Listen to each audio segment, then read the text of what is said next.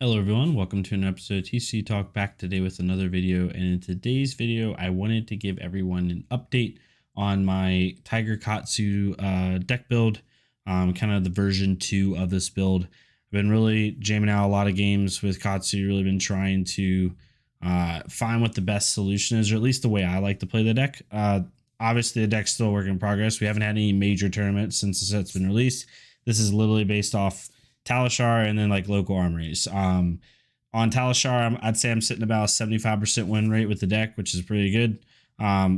Take that with a grain of salt. It is Talishar, but then armories also done well, 4-0, 3-1. So overall, I mean, the deck's working at a like a local level. So hopefully it does well and translates well once the bigger tournaments start coming out.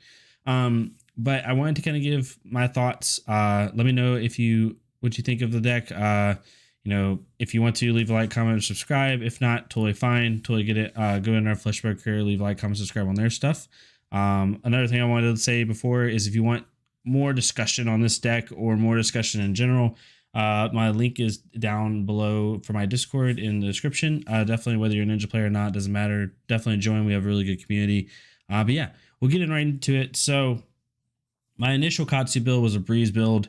And then I started talking about snaps builds and things of that nature. And I think that there's multiple ways you could play this deck. So I'm not saying that this way is like the end all be all, but I definitely think this is one of the more consistent ways to play Crouching Tiger Katsu. Kind of like the bottom line with this deck is you want as much consistency as possible, and you want to limit any clunkiness you possibly could have on those big Art of War, Roar the Tiger, Predatory Streak turns. Those are the turns that just kill people. Like this deck, I don't know like card for card, but this deck feels a lot like the original Phi combo build felt before they banned stubbies, where like if you get the right cards with this deck, you just win. Unless it's an Icelander who can really like stunt your turn or something like that, like you just win, especially against aggro or mid-range decks. So it's doing really well. Kind of giving you like this iteration of the deck. Let's see if it shows it. Yeah, so the results, like this iteration's at 72%. I think overall I'm at like a 75 between all the different versions. Kind of playing a bunch of different decks. I haven't played Phi on this version of the deck, but I have played Phi like overall with Tiger Katsu, and I would say I'm over 50% on it. Played a lot of Kano, which is really funny. The mirror, I've just slammed the mirror. And done pretty well, as you can see. Positive win rate against every single type of hero, with the exception of Bravo being 2-2 because that's a hard matchup.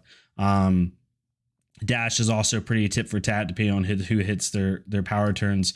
But overall, the deck's doing really, really well, and so on and so forth. So again, the main portion of this is to have super low cost curve. Like in this deck, I have 9 1-cost cards in the 60-card main board. The rest are 0-cost cards.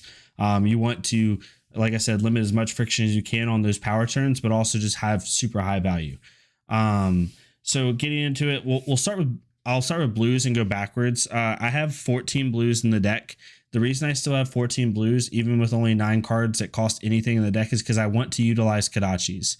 Some Tiger Katsu players aren't using Kodachis super well, or not that they're not using super well. They're not like valuing them a lot. I'm valuing them a ton because on those roar turns, like those big roar auto war turns, like sometimes people will just prevent mask, and I mainboard mask momentum. I hardly ever run links unless it's Oldheim or a Icelander, where I'm probably not going to get to that mask momentum trigger, but even sometimes I will run against Icelander with the kind of the hybrid builds they're doing. Basically Oldheim and maybe Bravo, I'm running links, and that's about it. So because of that, what those Kodachis do is, like, if you attack twice, they block out the second time, and you don't want to have to play that Tiger Swipe or play like a really key card. You can Kodachi 2 more times, play out another Tiger, and all of a sudden you're threatening another mask, and then you can play your Tiger Swipe. So basically, the Kodachis on those big wide turns, if you have a blue in hand or you draw into a blue that you can then use to pitch, really helps you be able to force that mask trigger, because you're basically telling your opponent, you're either going to let me draw from mask or you're going to let Tiger Swipe hit. One or the other. And most of the time they're going to let mask hit, which then can help you because you can draw into a Tiger Swipe. You can draw into something that you then can discard to go get a second Tiger Swipe if you already have one hand. Sometimes I've even drawn into a Predatory Streak and I've closed the chain because doesn't matter at that point, especially if I haven't played a lot of tigers and I just play out 3 more tigers and threaten swipe again, right? It all depends. There's a bunch of different things you can do, but that's why I like having 14 blues in the deck. The blues that I do have in the deck are 2 Fluster Fists. It's just a good 3-block blue that attacks for 2. No other reason that it's a 3-block blue. It's 0 cost. Pouncing Key is really good because it is a 3-block 0 cost blue, but you can use it with Crouching Tigers in the pinch. 100 Winds is really good, obviously, and when combined with other 100 Winds and Winds of Eternity. And then Soul Beat Strike, a good 2-power 3-block blue that also can get go again in a pinch if you need to. And then finally, Winds of Eternity I also have in there as well, which synergizes with the 100 Winds line. When it comes to combo lines, like I said in my last video, if you want to go check that out, the 2 most consistent lines with Crouching Tiger Katsu are the 100 Winds line and the leg tap line. I think after that, it severely falls off as far as efficiency. So those are the 2 lines I'm using. 100 Winds, I'm using the full line, and leg tap, I'm using the first 2 parts of the line, which is leg tap and rising knee thrust. You can add a cheeky hurricane technique or blackout kick if you want to. I just don't think it's as efficient. Again, I'm looking for super high efficiency and just crazy blowout damage turns. When it comes to, so we went over blues, now we go over non-attack actions. So normally my rule in Katsu specifically and in aggro is never go over 13 cards that are not attacks in your main board. However, with Tiger Katsu, you kind of don't have a choice. And the good thing about it is a lot of these non-attacks actually help your Crouching Tiger turns a lot, so it doesn't really hurt you to have more of them in the deck. We have 3 Ancestral Empowerments.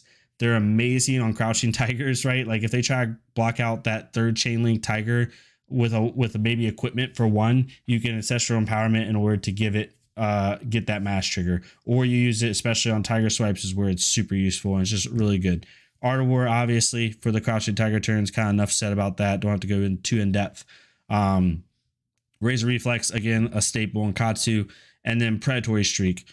I've thought about running 2 of these, but this card's just too good on Art of War roar turns. If you play Roar into Art of War and then you draw into a Pred Streak and activate that, and all of a sudden you have 3 Tigers, it just really helps to really facilitate those long turns.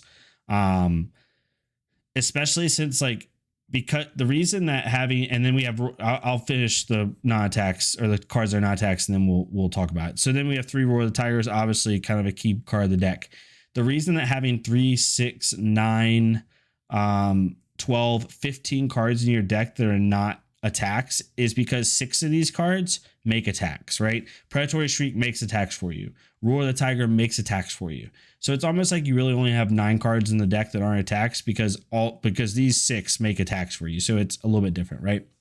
And then kind of going into the staples of the deck, Double Strike, just really good for those long chains.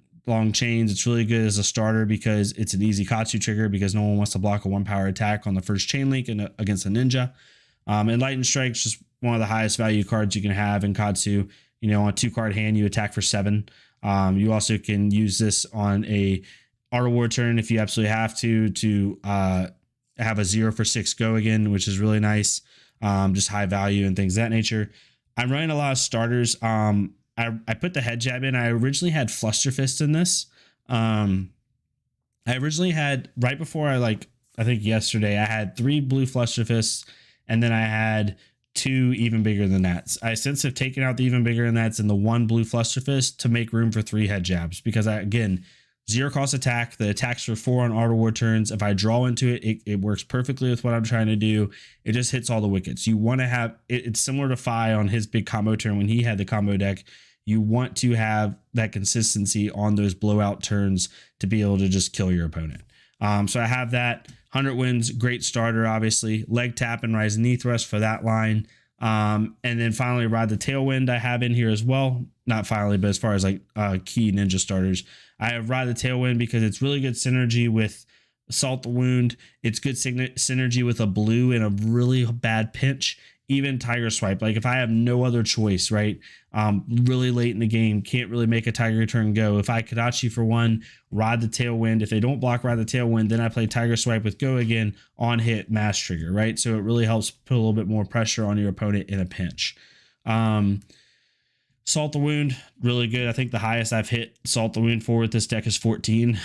And I think I've hit over 10 at least 5-6 times. It's just stupid. Drawing into this late, like if they block out Mask and then they don't fully block out Tiger Swipe, and you draw a bunch of tigers, and then you attack with the tigers, then the tiger makes a mass draw and you draw into Assault the Wound. It's just amazing. Snatch, really good in snap builds, pretty staple in Katsu, to be honest. And then 3 tiger swipes, obviously, for those blowout turns. And then Soul Beat Strike. It's a good 0 cost red that attacks for 4 with conditional go again, and it's a block 3. So that's the case of it. So as you can see, really high value attacks, just trying to really like just blow your opponent out, like being able to deal 10 plus damage every single turn, like no matter what, unless you just draw horrible. But I've literally raced down Dorinthias without blocking once. They had 3 to 4 counters on Dawnblade and I still beat them. Like, it's just, you can't, it's not that you can't, it's very hard to race this deck if you have no way of disrupting it. It's just really hard, even Fi. In the sideboard, I have 3 Sink Belows, really good for Bravo, which I'm seeing a lot of in this meta. Really good for even Arachne if he's trying to fatigue you out. Siding 3 of these in for like like 1 Razor, 1 Ancestral, and 1 Predatory Streak. Like, you put in 3 Sink Belows. Always make sure that if you side in the Sink Belows, you side out cards that are also not attacks. Don't side out attacks for Sink Below. You don't want to hurt the power of the deck in that way.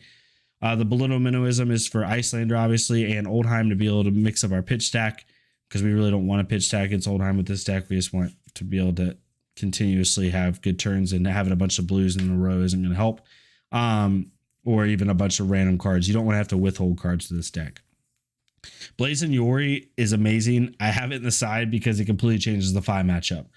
Katsu can afford to close the chain at times, depending on how things are going, because he doesn't care about rupture cards, right? If you block my 3rd chain and I know I'm not going to, or block whatever chain, I know I'm not going to be able to hit Mask again, I can just close the chain and start something else, like with a Predatory Streak, right? Maybe on an Art of War turn, you've blocked out a lot, or maybe I drew into a Pred Streak and I can't do anything else. Maybe close the chain, play out Pred Streak, do 3 more damage, whatever. It's a bad example, but what I'm trying to say is Katsu is a lot easier to close the chain because he doesn't rely on the rupture mechanic. Fi relies on the rupture mechanic. Fi cannot close the chain, or does not want to close the chain, to have those big blowout lava burst turns or salt the wound turns, or even like a rise up turn, whatever, right? So Blazing Yori really, it basically eliminates 1 lava burst. Like, 1 lava burst doesn't even do anything, which is huge in that matchup. Command and Conquer, I have 2 of them in here for basically any hero that values their arsenal. Briar, it's really good. Bravo, it's really good against Ranger, really good against the Mirror, really good against Fi, just really good for that. And then Mask of Pouncing Lynx, I run against Bravo and Oldheim, depending on how things go. Definitely Oldheim is really what I'm doing. I know I'm against the grain with this, but I run Mask of Momentum into the Mirror, and I run Mask of Momentum into Fi. And right now, I think combined, I'm like 10 or 11 and 1 in the matchup. Forcing mass triggers on those big Crouching Tiger turns and drawing into another card is super useful. It's more useful than getting double swipe. Double swipe, like, yes, that's amazing. It's the dream turn, but you don't need to do that all the time. Sometimes drawing into another key attack, and then on top of Katsu tutoring to go get a swipe anyway. Most of the time, not most time, a good portion of the time, I want to already have a swipe in hand when I do those turns. So getting another swipe doesn't matter. I'll just go get that with Katsu trigger. So Lynx is as important to me for the play style that I play. I play very patient. I'm waiting for that pivot turn to just kill you. And then we have 2 AB, obviously, for Icelander and Kano. And then against Viserai, I run No Rune Gloves. Against Briar, I don't run any No Rune. We just race, see what happens. And then Shuko, I run in the Oldheim matchup. I run in the Bravo matchup. I run in a Dorinthia matchup. And I'll even run it sometimes in the Arachne matchup if I know it's going to be a fatigue Arachne. So we're kind of like a slower control Arachne. So that's the basis of it. I'll do a full sideboard guide eventually. I'm just testing so much now that I don't want to write that out completely. I think it's not that I'm withholding it from y'all. I just don't want to do that until I'm about to go to a tournament. Then I might write it out for y'all. Or once big tournaments start and sideboards actually truly 100% matter other than just armories, I'll take the time to write out a huge long sideboard guide. Really, I just wanted to kind of give y'all an update on what is thinking about when it comes to the deck. But let me know what you think. There's definitely more ways to run this deck. This is just the way I have found that works really consistently with the deck. It has good results so far. I'm super happy with it, to be honest with you. I literally don't have a negative matchup so far. This Azalea, I'm 1-1 and it just hasn't updated, so that's even. So that was funny. This Azalea loss, I literally got hit with 4 red ledgers off Remembrance. It's just, or Memorial Grounds. It's just nuts. Couldn't do anything. He or she was hitting for like 10 dominate with red ledgers. It was just nothing I could do. So overall, I'm happy with the list. I think Katsu personally in the right pilot is going to be A tier hero. Icelander sucks a little bit. It's not unwinnable. It just sucks. Lexi hurts really bad. But other than that, I don't think they have a really, really bad matchup.